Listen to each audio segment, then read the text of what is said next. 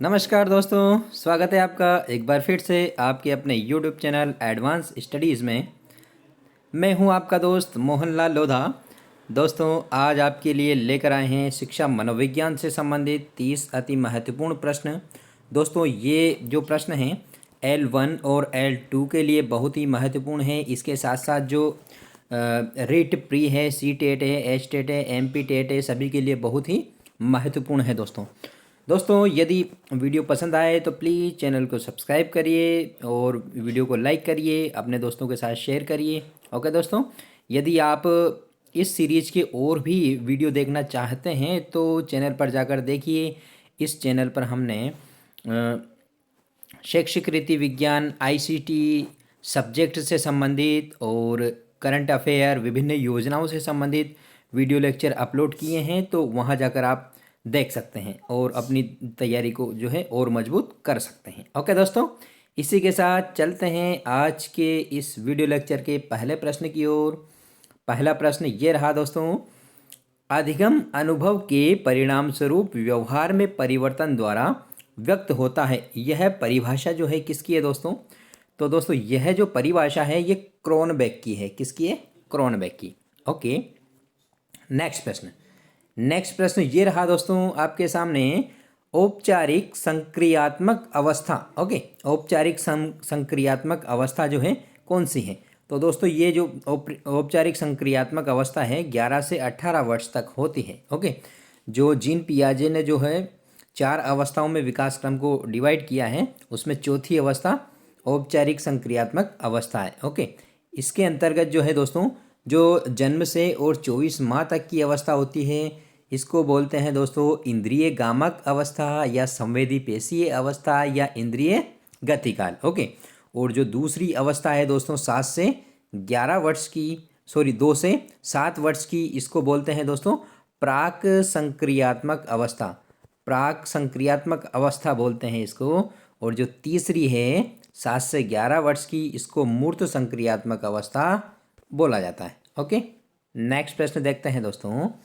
तीसरा प्रश्न ये रहा, विकास के संदर्भ में कौन सा विकल्प सही है? सही देखना है आपको। ओके, तो दोस्तों, विकास जो होता है वो परिपक्वता और अधिगम का गुणांक होता है। किसका गुणांक होता है? परिपक्वता और अधिगम का जो गुणांक होता है वो विकास होता है। ओके, नेक्स्ट प्रश्न, चौथा प्रश्न ये रहा आपके सामने दोस्तों, किशोरावस्था आदर्शों की अवस्था है, सिद्धांतों के निर्माण की अवस्था है, साथ ही जीवन का सामान्य समायोजन है। यह परिभाषा देने वाले कौन मनोवैज्ञानिक है?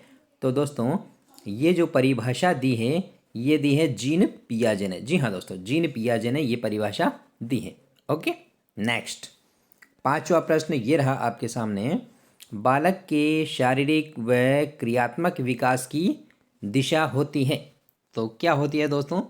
बालक के शारीरिक और क्रियात्मक विकास की जो दिशा होती है दोस्तों, वो होती है सिर से पैर और शरीर के बाहर से मध्य की ओर। ओके, सिर से पैर और शरीर के मध्य से बाहर की ओर क्रियात्मक और शारीरिक विकास की दिशा होती। ओके, नेक्स्ट प्रश्न, छठा प्रश्न ये रहा दोस्तों आपके सामने, क्रोध संवेग के कारण उत्पन्न मूल प्रवृत्ति है। क्रोध संवेग के कारण कौन सी मूल प्रवृत्ति उत्पन्न होती है? तो दोस्तों, इसका सही आंसर है युयुत्सा। जी हाँ, युयुत्सा, युद्ध करने की इच्छा या लड़ने की प्रवृत्ति, ये क्रोध के कारण उत्पन्न होती है।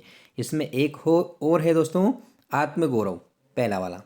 तो आत्मगौरव जो है दोस्तों मूल प्रवृत्ति है, ये जो उत्पन्न होती है ये श्रेष्ठता की भावना के कारण उत्पन्न होती है। किसके कारण? श्रेष्ठता की भावना के कारण। ओके, और दोस्तों जो अधिकार भावना है, अधिकार भावना जो संवेग है, इसके कारण जो है संग्रह या संचय की मूल प्रवृत्ति उत्पन्न होती है। ओके, और कृतिभाव जो है दोस्तों, कृतिभाव संवेग है, इसके कारण जो है रचनात्मकता या सृजनात्मकता या रचनात्मकता मूल प्रवृत्ति उत्पन्न होती है। ओके दोस्तों, नेक्स्ट प्रश्न, 7वां प्रश्न ये रहा आपके सामने, विद्यार्थियों को रीट की तैयारी करवाकर नेट की परीक्षा ली जाए तो ये क्या होगा? ओके, तो दोस्तों ये होगा ऊर्ध्व अंतरण। क्या होगा दोस्तों? ऊर्ध्व अंतरण। जी हाँ दोस्तों, ऊर्ध्व अंतरण होगा भाई। ओके, नेक्स्ट 8वां प्रश्न ये रहा आपके सामने, व्यवहार के SR स्टिमुलेशन रेस्पॉन्स संप्रत्यय को अस्वीकार कर SOR संप्रत्यय किसने प्रतिपादित किया? तो दोस्तों ये जो संप्रत्यय प्रतिपादित किया है, ये हल ने, CL हल ने प्रतिपादित किया है। ओके, नेक्स्ट प्रश्न 9वां प्रश्न ये रहा आपके सामने, अधिगम का सूचना प्रक्रियाकरण सिद्धांत किसने दिया?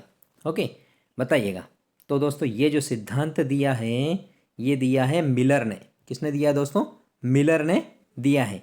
सूचना प्रक्रियाकरण सिद्धांत जो दिया है, मिलर ने दिया है। दोस्तों जो मैस्लो हैं, मैस्लो ने अभिप्रेरणा सिद्धांत दिया है और हर्बर्ट ने तो पंचपदी दी है पाठ निर्माण योजना की। ओके, कार्ल रोजर्स के बारे में आप कमेंट करके बताइएगा।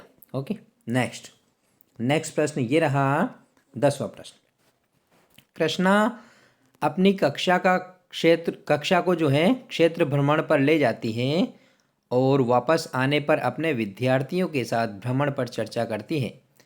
यह की ओर संकेत करता है, यानी कि किस ओर संकेत करता है? तो दोस्तों भ्रमण पर ले गए और वापस उस संदर्भ में चर्चा कर रहे हैं, तो भ्रमण पर क्या सीखा बच्चों ने, इसका आकलन किया जा रहा है। तो इसका सही आंसर है सीखने का आकलन। जी हाँ दोस्तों, 10वें प्रश्न का आंसर हो जाएगा सीखने का आकलन। ओके, नेक्स्ट प्रश्न 11वां प्रश्न ये रहा, पावलोव के शास्त्रीय अनुबंध में, पावलोव के जो शास्त्रीय अनुबंध है उसमें क्या होता है दोस्तों? उसमें होता है पहले ध्वनि तत्पश्चात भोजन प्रस्तुत किया जाता है। पहले क्या दिया जाता है? ध्वनि, और फिर भोजन दिया जाता है, जिससे कि अनुबंध स्थापित हो जाए। ओके, नेक्स्ट प्रश्न 12वां प्रश्न ये रहा दोस्तों, चिंतन स्मरण शक्ति का कमजोर होना अधिगम की कौन सी कठिनाई है? कौन सी कठिनाई है दोस्तों? तो इसका सही आंसर है दोस्तों, वो है डिसमेंशिया। जी हाँ दोस्तों, डिसमेंशिया इसका सही आंसर है। दोस्तों जो बुलिमिया है ये भूख से संबंधित है। ओके, और प्रोजेरिया जो है ये बूढ़े होने की प्रवृत्ति है। ओके, जल्दी ही बूढ़े होने की प्रकृति। और डिस्फेजिया जो है दोस्तों, ये खाद्य पदार्थ निगलने से संबंधित समस्या है गले में। ओके, आशा करता हूँ चारों चीज़ें आपकी क्लियर हो गई होगी। चलो चलते हैं नेक्स्ट प्रश्न की ओर। 13वां प्रश्न ये रहा आपके सामने, निम्न में से कौन सा बाह्य प्रेरक, ओके, बाह्य प्रेरक आउटर मोटर कौन सा है? कविता पाठ, गणित के प्रश्न हल करना, दौड़ में भाग लेना, या चित्र बनाना? 13वें प्रश्न का आंसर बताइए। तो दोस्तों इसका सही आंसर है, इसका सही आंसर जो है पहला और तीसरा, कविता पाठ करना और दौड़ में भाग लेना जो है वो बाह्य प्रेरक है। तो इसके अनुसार इसका आंसर हो जाएगा, वो हो जाएगा डी वाला। ओके, नेक्स्ट प्रश्न 14वां प्रश्न ये रहा आपके सामने, प्रेरकों का वर्गीकरण अनेक विद्वानों ने किया, मैस्लो द्वारा किया गया वर्गीकरण सही ढंग से निम्न में से किस विकल्प में दिया गया है? जी हाँ दोस्तों, मैस्लो ने किस प्रकार से वर्गीकरण किया है? तो किस प्रकार से वर्गीकरण किया है मैस्लो ने प्रेरकों का? तो देखिए, मैस्लो ने जो वर्गीकरण किया है वो किया है जन्मजात और अर्जित, दो भागों में विभाजित किया है। मैस्लो ने जो प्रेरक है उनको जन्मजात और अर्जित। ओके, कमेंट करके बताइए जन्मजात और स्वाभाविक, और जन्मजात और जैविक, और जन्मजात, सामाजिक और कृत्रिम, ये किसने प्रतिपादित किए, या ये वर्गीकरण किनका है? ओके, 15वां प्रश्न, एक बहुसांस्कृतिक कक्ष में एक अधिक अध्यापक सुनिश्चित करेगा कि आकलन में निम्नांकित में से सम्मिलित हो, क्या सम्मिलित होना चाहिए? ओके, अपने आकलन उपकरण की विश्वसनीयता तथा वैधता अधिगम के न्यूनतम स्तरों के लिए अनुपालन करते हुए विद्यालय प्रशासन की अपेक्षाओं को पूर्ण करना। सी वाला है आकलन उपकरण के मानकीकरण, अपने विद्यार्थियों की सामाजिक सांस्कृतिक पृष्ठभूमि। तो दोस्तों बताइएगा पहले वाले प्रश्न का 15वें वाले प्रश्न का जो आंसर है वो कौन सा हो जाएगा? डी वाला, अपने विद्यार्थियों की सामाजिक और सांस्कृतिक पृष्ठभूमि। ओके, ये सुनिश्चित करना होगा। ओके, नेक्स्ट 16वां प्रश्न ये रहा दोस्तों, प्रतिभाशाली बालक वह है जो अपने उत्पादन की मात्रा दर तथा गुणवत्ता में विशिष्ट होता है। यह कथन किसका है दोस्तों? तो ये कथन जो है दोस्तों ये है R.W. टेलर। जी हाँ दोस्तों, R.W. टेलर का कथन है ये। ओके, नेक्स्ट 17वां प्रश्न, क्रेशमर जो कि जर्मन विद्वान थे, उन्होंने व्यक्तित्व का वर्गीकरण किस आधार पर किया है? 17वें प्रश्न का।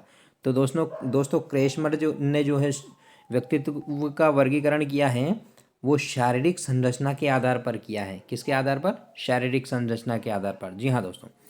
18वां प्रश्न ये रहा, व्यक्तित्व मापन की प्रक्षेपी विधि है, प्रक्षेपी और अप्रक्षेपी। तो इसमें बताना है प्रक्षेपी विधि कौन सी है। तो दोस्तों इसका सही आंसर है वाक्य पूर्ति। जी हाँ दोस्तों, वाक्य पूर्ति जो है प्रक्षेपी विधि है। ओके, नेक्स्ट 19वां प्रश्न ये रहा, विभिन्न वैज्ञानिकों ने बच्चों की बुद्धि लब्धि के आधार पर उनको भिन्न भिन्न श्रेणी की संज्ञा दी है। नीचे इन श्रेणियों या संवर्ग के 4 अनुक्रम दिए गए हैं, इनमें से ठीक व सही अनुक्रम का चयन कीजिए। कौन सा जो है सही अनुक्रम है? तो दोस्तों इसका जो सही अनुक्रम है वो है, सबसे पहले जड़ बुद्धि होता है, फिर मंद बुद्धि होता है, फिर श्रेष्ठ बुद्धि होता है और फिर प्रतिभाशाली बुद्धि होता है। ये इसका सही अनुक्रम होता है दोस्तों। ओके, नेक्स्ट सिंपल सा क्वेश्चन है दोस्तों ये। मुझे कमेंट करके बताइए कि जो प्रतिभाशाली बालक होते हैं उसकी जो IQ होती है वो कितनी होती है। ओके, कितनी होती है दोस्तों? कमेंट करके ज़रूर बताइएगा। ओके, नेक्स्ट 20वां प्रश्न, गिलफर्ट के त्रिआयामी सिद्धांत में शामिल है, क्या शामिल है?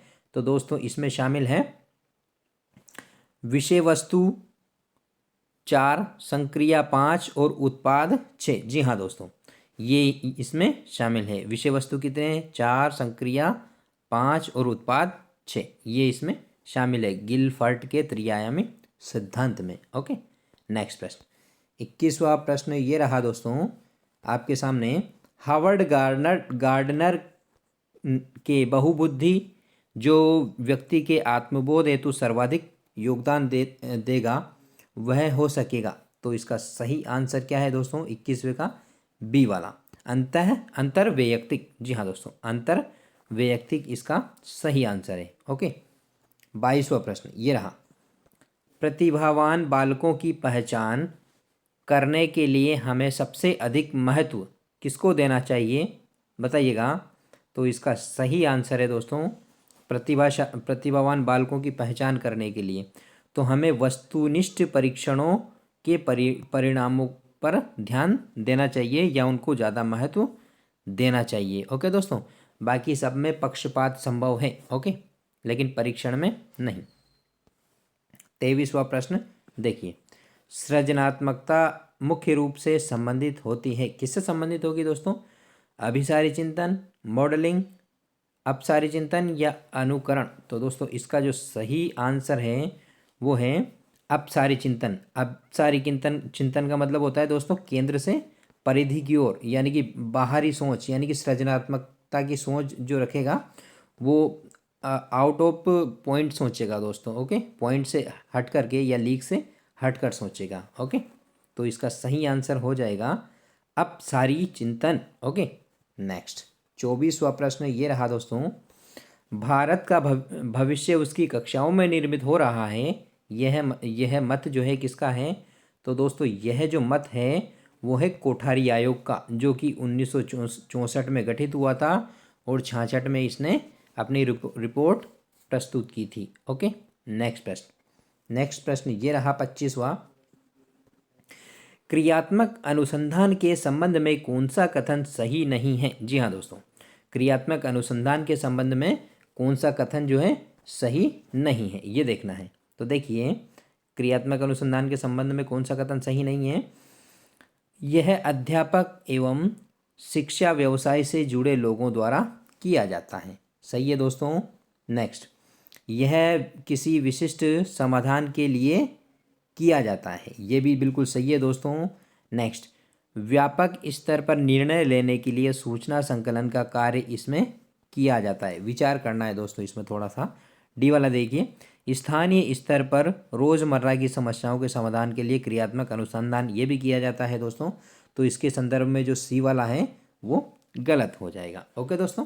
नेक्स्ट, 26वां प्रश्न ये रहा। RTE 2009 के तहत अभिभावकों के इंटरव्यू या बच्चों की स्क्रीनिंग यानी कि जो एंट्रेंस टेस्ट हैं पर क्या सज़ा होगी यदि ली जाती है किसी विद्यालय द्वारा? तो क्या सज़ा होगी? तो दोस्तों इसके लिए 25,000 रुपये कैश आपको दंड के रूप में भुगतना पड़ेगा। यानी जो भी विद्यालय ये प्रक्रिया अपनाता है उसको 25,000 रुपये का दंड जो है भुगतना पड़ेगा। 27वां प्रश्न, NCF 2005 national curriculum framework education without burden की जिसने अवधारणा दी थी, 2005 की संतुतियों के अनुसार कक्षा 1 व 2 के विद्यार्थियों के लिए मूल्यांकन का जो तरीका है वो कौन सा होना चाहिए? तो बताइएगा दोस्तों इसका सही आंसर। दोस्तों कक्षा 1 और 2 के बच्चे जो है जो 4 बेसिक स्किल्स हैं उनमें सुनना और बोलने में ज़्यादा एक्सपर्ट होते हैं, लिखना और पढ़ना उनको अच्छी तरीके से नहीं आ पाता है। तो इसका सही आंसर जो है वो हो जाएगा मौखिक परीक्षण के आधार पर। ओके, मौखिक परीक्षण के आधार पर इनका जो है मूल्यांकन किया जाना चाहिए। ओके, 28वां प्रश्न ये रहा दोस्तों। सिगमंड फ्रायड के मनोविश्लेषणात्मक सिद्धांत के किस भाग के अंतर्गत व्यक्ति की शारीरिक एवं मूल आवश्यकताएं आती हैं? किसके अंतर्गत आती है दोस्तों बताइएगा। मनोविश्लेषणात्मक जो सिद्धांत है, सिगमंड फ्रायड का मनोविश्लेषणात्मक सिद्धांत, इसके किस भाग के अंतर्गत जो है शारीरिक एवं मूल आवश्यकताएं आती हैं? 28वें प्रश्न का आंसर क्या होगा दोस्तों? पहला वाला, इदम। इदम अहम परम अहम। ओके, इदम जो है बिल्कुल बेसिक है दोस्तों। ओके, और अहम इससे ऊपर और परम अहम सबसे ऊपर। ओके, नेक्स्ट 29वां प्रश्न ये रहा दोस्तों। प्रायोजना विधि के जनक हैं। जी हाँ दोस्तों, प्रायोजना विधि के जनक कौन है? तो किलपैट्रिक है दोस्तों। ओके, खेल विधि को फ्रोवेल है। मॉरिसन किस विधि के हैं बताइए दोस्तों। ओके, BS ब्लूम ने क्या दिया दोस्तों? तो BS ब्लूम ने शिक्षण प्रक्रिया के 3 ध्रुव दिए हैं। ओके, नेक्स्ट 30वां प्रश्न बताइए। देखिए दोस्तों 30वां प्रश्न क्या है? निम्नलिखित में से कौन सा योगात्मक मूल्यांकन से संबंधित समुच्चय है? तो बताइएगा कौन सा है? अध्यापक को छात्र के प्रगति के बारे में निरंतर और तत्वकाल प्रतिक्रिया प्रदान करनी चाहिए, या फिर शिक्षा सामग्री के आणविक विश्लेषण पर केंद्रित? सी वाला है शिक्षार्थी की उपलब्धि पर लगातार व्यवस्थित आकलन करना, या सत्र के अंत में विद्यार्थियों के प्रदर्शन का अंतिम आकलन करना। तो दोस्तों इसका जो सही आंसर है योगात्मक यानी कि समेटिव असेसमेंट जो है ये सत्र के अंत में शिक्षार्थियों के प्रदर्शन का अंतिम आकलन होता है, जबकि बीच में जो होता है फॉर्मेटिव असेसमेंट होता है दोस्तों। बाकी जो 3 है फॉर्मेटिव असेसमेंट से संबंधित है, जबकि चौथा वाला समेटिव असेसमेंट यानी कि योगात्मक मूल्यांकन से संबंधित है। ओके दोस्तों, तो आज के वीडियो में ये थे 30 प्रश्न। आशा करता हूँ आपको समझ में आए होंगे। ओके दोस्तों, इसी के साथ ये इस वीडियो लेक्चर का ये अंतिम प्रश्न। ओके, मिलते हैं अगले वीडियो लेक्चर में। Thank you.